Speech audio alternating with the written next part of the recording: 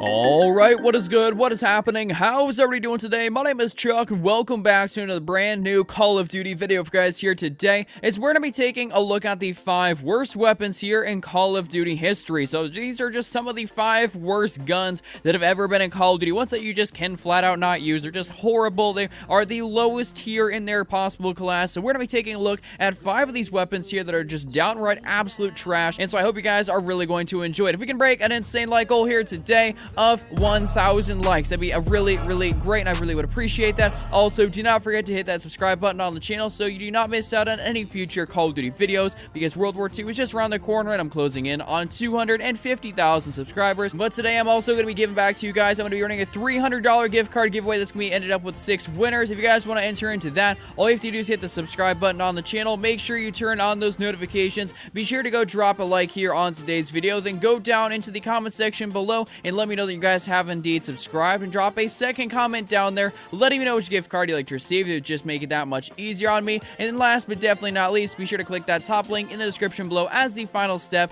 to be able to make sure you are fully entered into my $300 gift card giveaway. With that being said, guys, let's talk about the 5 worst guns here in Call of Duty. Coming in here at our number 5 slot, we're going to be taking a look at the SVU sniper rifle from Black Ops 2. And I just want to point out that these are in no particular order, so these are just some, 5 of the worst guns here, just all put together. So the SVU from Black Ops 2. If you guys did not play Black Ops 2, you really just missed out. That was an incredibly fun game, and that's actually the game that I have the most amount of time played and probably the most amount of kills in just, total. I have like 2 accounts, and I probably have 30-40 days played in a game, so that for me is kind of a little bit unheard. I generally stick around the 20-day mark or the 15-day mark, roughly around the time when a Call of Duty does come down to an end, even though sometimes, like for Black Ops 3, I've been making a lot more videos rather than playing the game, so it's a little bit lower than that. But as far as the SVU goes, I just never thought it was a viable sniper rifle in the sort of class, because if you wanted to use anything good, there was the XPR. That was a pretty good, semi-auto gun that was going to be able to kill from essentially the chest up in a one-shot.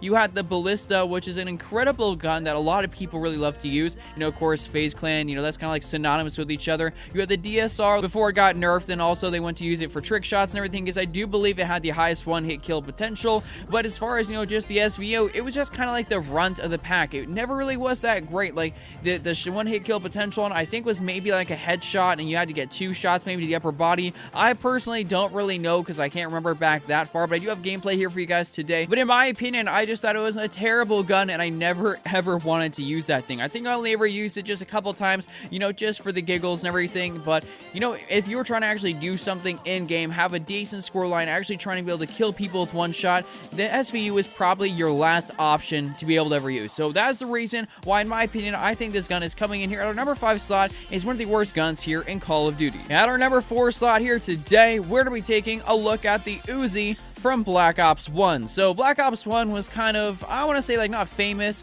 but you could kind of put it together where they just had a lot of weird random weapons that never ever were in a past Call of Duty or actually ever made it to a future Call of Duty. So this gun right here, the Uzi, I don't think it ever made it to a future Call of Duty just as the Uzi itself, but this gun in this game just was absolute trash. It was really actually terrible. Like, the iron sights on it were horrendous. The recoil pattern was just downright garbage. The ammo count on it was just very average at 30 rounds, and the reload on it was pretty bad as well. So this gun ultimately was just a pile of crap. Like, it just was never a good gun to be able to use. There was plenty of other good guns in the category, like namely the MP5, which were a much more viable option just due to it actually being able to kill people. I mean, thankfully in Black Ops 1, you could essentially buy your gold camo. Didn't have to do tons of challenges for it, because if you actually had to do that in Black Ops 1, I guarantee you people would have been pulling their hair out just trying to get the camo challenges done for the Uzi. But thankfully, like I said, you could just be able to use those Call of Duty points for when you earned them in game to be able to get your gold camo. I absolutely hated this gun, and I just thought it was such a waste of a submachine gun slot. So I'm sure a lot of you guys probably felt the same way, as there was many other good guns here in that game. At the number 3 slot, we're going to be taking a look at probably one of my favorite Call of Duty titles, but my least favorite gun in that game entirely, which is going to be the F2000 assault rifle. So the F2000 in theory is a high-firing assault rifle. It's got a pretty decent clip. The iron sights really aren't that bad,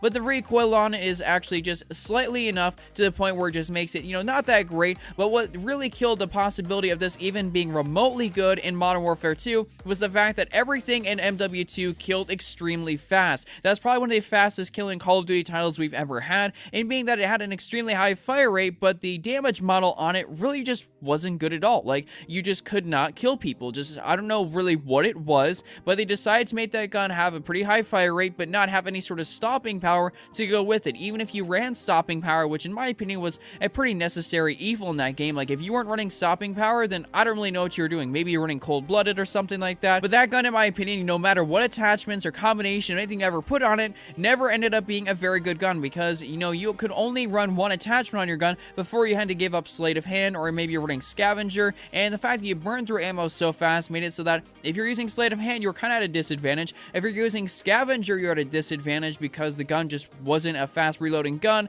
And if you're using anything else like bling, then I don't really know what you're doing, because you had two attachments on a crappy gun and you had little to no ammo. So any way, shape, or form you put it, that gun just did not work for you. So that's kind of unfortunate, but Modern Warfare 2 nonetheless was one of my favorite games, and I had a fair few things to say on this gun just because I did run into it, but very a few amount of times here in multiplayer, and I'm kind of glad because it was a little bit bad. At the number 4 slot, we're going to be moving over to the next Modern Warfare title, which is going to be Modern Warfare 3, and we're going to be taking a look at the Model 1887. So the Model 1887, to me, it was that one gun in the category that just really didn't have its place. Like, you had the SPAS 12 shotgun, which is pretty good. You know, the model, it was kind of all right. You know, you couldn't put any sort of attachments on it, so that really left you at a disadvantage right there. At least with the SPAS, you could put on an extended clip or something like that. You could do some different sort of things to make it so that you could make the gun a little bit better. But with Modern Warfare 3 only having proficiencies, you had, I believe it was range or damage, and if you didn't have one of those two things on it, the Model 1887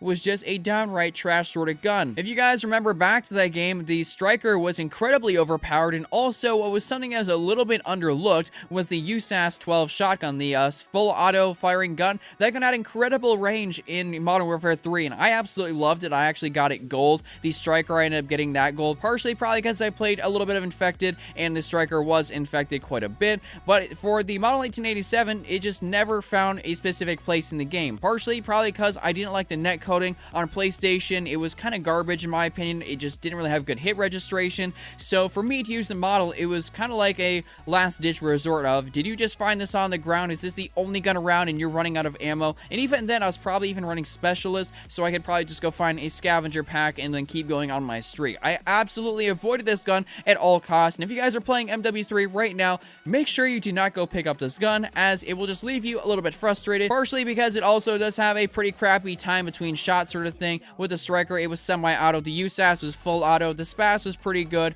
and then, you know, that gun, it's just kind of there. It doesn't really serve any sort of good purpose to me, and then on top of that, you did also have the KSG, which was a pretty good shotgun as well. So that one was just like the runt of the pack, and I don't really think I ever used it in the game, apart from when I found out that it was pretty bad. So safe to say, if anybody happened to get that gun gold, then you are an absolute beast for sticking through and using it. Some people really like it, but me personally, I absolutely despise it. Coming in at our number 5 slot, we're going to be taking a look at a gun that actually did make an appearance on my 5 most insane weapons here in Black Ops 3 / Call of Duty, which is going to be the D13 Sector. So is this a gun? Not really. Does it have a magazine to reload? Well, not really either. Does this have bullets to fire? Well, not really there either. So this is just kind of the most wacky and weird DLC weapon. Is this a viable option in any way, shape, or form to be able to use in a multiplayer match? It's definitely not a viable option to be able to use. That is the last gun you want to be able to use if you're trying to actually do remotely well in Black Ops 3. There's a ton of other guns in the game, and frankly, Black Ops 3 doesn't have any sort of guns that came with the game that are absolute trash. In my opinion, the only guns that are a little bit below the standard are some of the DLC weapons. So this actually being one of them, regardless of that, it is actually a very derpy and kind of unique weapon, and it's probably not even sort of meant to be good. It does have some redeeming factors that the disc it does shoot can go through a good few amount of people. I've actually been tripled by it at one point, so that was actually pretty interesting, and I was like, oh my god, I'm gonna end up in somebody's montage, but thankfully, I don't think I've seen that around here on YouTube. So nonetheless, it is a crappy weapon, but is it actually fun to use? Yeah, it's actually pretty fun to use. I did a 1v1 with my buddy Dismo, which is probably the gameplay you guys are gonna be able to see in the background. That was an incredibly funny video. video, and if you guys have not seen that, I'd highly recommend going to check that out. But that is going to conclude our video here today. We talked about the SVU from Black Ops 2, the Uzi from Black Ops 1, the F2000 from Modern Warfare 2, the MW3 Model 1887, not to be confused with the God tier MW2 Model 1887, and then last but definitely not least, the D13 sector. So hopefully you guys enjoyed today's video. If you think you did, be sure to drop a like on it here today. Would really appreciate that. Subscribe to the channel if you guys are brand new. Turn on those notifications. Then go down into the comment section below and let me know that you have indeed subscribed, and drop a second comment down there. Let me know which gift card you'd like to receive, and then click that top link in the description below so you guys can be fully entered in to my $300 gift card giveaway. With that being said, my name has been Chuck, and I shall hopefully see you guys all here in a future video. Till next time, just Arnold Cap, don't be Randy, and I'm out. Peace.